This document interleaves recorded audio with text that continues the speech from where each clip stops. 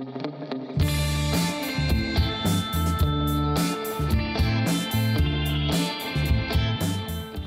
áfram höldum við með föstudagsþáttinn. Og nú það tónlist og leiklist, eða kannski aðalega leiklist með tónlist. Og þeir eru komnar til mín, Katrín Sif og Ösp Eldjárn. Segið mér aðeins heilmikið sokkasokk. Hvað er það? Það er leikrit sem við sömdum saman við Ösp, eða söngleikur, barnasöngleikur. Já.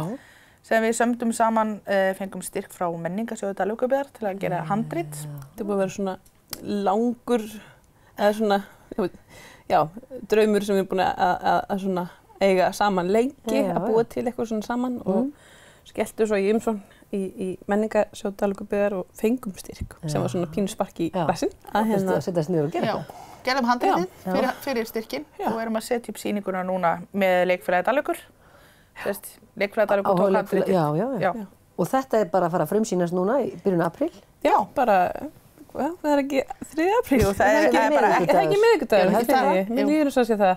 Þar næstu viku. Við erum sýnt þar næstu viku miðvikudag, 50. og 1. dag og 2 sýningar á sunnudegi. Og ég var ekki alveg búin að kveikja, mér fannst þetta bara skemmtilegu titill. Heilmikið sokkasokk, þetta er náttúrulega tilvísun í svolítið slagorð sem við þekkjum. Já. Hver vil segja það? Já, ég skal segja það. Leikskólakennarar og grunnskólakennarar. Já, þetta er tilvísun í helvítis fucking fuck skiltið í mótmælunum búsáhaldabyltingunni. Akkúrat. Það er svona pínu einmitt. Já, vegna þess að leikritið snýst fjölbreytileikann og snýst réttlæti og lýðræði. Og það að þú getur haft rödd og getur röddið þín má heyrast og mátt hafa áhrif. Já, getur haft áhrif og umhverfið þitt. Og við fórum af stað með þetta aðalega kannski út af, eins og varst að segja á hann. Já, bara hvernig umræðan er í dag, svolítið mikið þetta, þessi svona við og þau, þessi aðskilnaður og einhvern veginn, og svona veltið við hvernig börn túlka þetta, hvernig þessi umræða er í gangi, bara alls konar flóttamenn og bara svona Brexit, það er bara alls konar svo mikið þetta, þessi aðskilnaða Múrar við Mexíkó og fjölbreytt, já, allt svona einhvern veginn, rosa mikið við og þið. Flokka fólk einhvern veginn og þannig að við hugsuðum, hvernig getum við svona fjallað þetta á skemmtilegan og fyndinn hátt fyrir börn. Þannig að við lögðum upp með að, sem sagt, Kata kom með þetta bara, hvað með heilmikið sokkasokk? Og þannig að við ákváðum að búa til, sem sagt, sögu sokka. Sem þarf að flokka þá eða? Sokkar sem að lenda í landi stöku sokka. Þegar að fólk setur í þvottavél þá tapast yfirleitt einn sokkurinn. Já, og enginn veit einhvern veginn hvert hann fer. Þannig að við byggum til svona annan hliðstæðan heim þar sem að sokkar lenda í landi stöku sokka og þar eru við að fylgjast með tveimur svona aðalpersonum sem eru sem sagt Sikva sokkurinn. Já, kósí sokkur og íþróttasokkur. Gætu ekki verið ólíkari, en þrátt fyrir það, þá eiga þau miklu meira sameiginlegt heldur en ekki. En þarna ríkir sokkakonungur sem vill að allt sé flokkað. Svona einræði. Og vill hafa allt í pörum kannski. Já, hann vill að allar... Af því við erum ekki í pörum. Nei, þeir eru stakir. Þá þurfum við að vera með öðrum eins og þú. Þú lendir þá í hrúi með öðrum stökum íþróttasokkum. Já, ekki kósísokkum, ekki blanda þessu saman. Nei, ekki blanda neinu saman. Skemmtilegt. Og svo finnur fólk sig í því að það er kannski svona, já, án þess að kannski gefa allt upp, þá svona endar með því að fólk svona átta sig á því að ég er nú kannski ekki bara svona, ég er kannski, eða sokkar átta sig á því að þeir eru kannski alls konar. Já, og það er alls konar skemmtileg karakter þessi, það eru, þú veist, við erum að tala magnpakningasokka og... Þeir eru svona jáarar og neyjarar. Sem að fylgja bara. En einhverju ullasokkar? Það er kóngurinn. Þetta er skemmtilegt. En nælonsokkar? Já, þeir eru ólega viðkvæmir, svo er líka ein rauðsokka. Sem er mótmælaglaður. Ég er búin að reyna mótmæli í mörg ár, en það er hættulegt að mótmæla í þessu landi, en kannski með samstöðu. Já, þú getur að hljóma vel.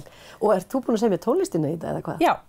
Þannig að við semjum þetta leikrit saman og svo erum við báðar í að semja söngteksta og svo gerði ég tónlistina við. Þetta er algjör veisla. Já, við erum með svo æðislegan leikhóp. Við erum með fólk á öllum aldri, við erum með alveg niður í 13 ára leikara, úlingastig Dalvíkurskóla, alveg mætti, margir og flottir Söngvarar, söngkrakkar æðislegir. og söngvarar og meira þess að það líka stjórnar svolítið sýningatímanum. Við erum með 2 svo flotta stráka, Þorstein og Þormar.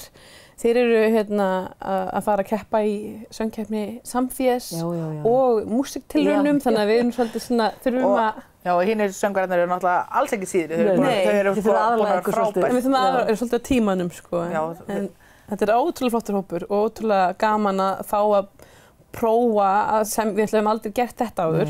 Aldrei leikstýrt áður. Þeir eru bæði leikstýra og semja þetta allt saman. Já, og bara... Hvað er þetta stór leikarahópur? Hvað er margir sokkar? 6?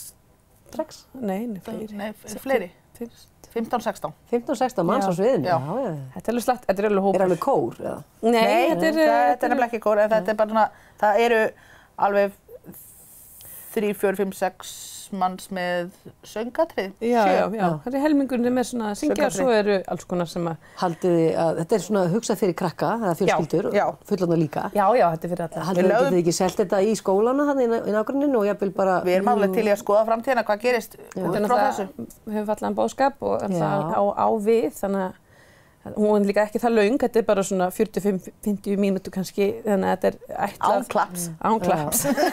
Þetta er ætlað náttúrulega líka með fyrir þennan yngri hóp sem og bara ekkert að vera lengi þetta mikið, sko. Hugsaðum sem úthald þeirra líka. Og gæti mig það virka mjög vel í skólum. Er þetta alveg í leikskólaldur sem ætti að koma að horfa? Já, ég myndi alveg segja það. Þetta er alveg bara söngur og gleði og sokkar og gaman. Og stutt. Já, en ég vil líka segja að við erum búin að vera svo ótrúlega heppin með að fá til dæmis eins og fólk þeirra að vinna við að gera sviðsmyndina og allt þetta því þau, sko, það er allir að koma með svo brjálæðislegan áhuga. Við fórum svona ótrúlega hóvar inn í það, fyrirgefið þig og takk fyrir að koma og eitthvað svona, en svo er bara einhvern veginn, við erum búin að missa tökinn á þessu í höndina á þeim sem er frábært.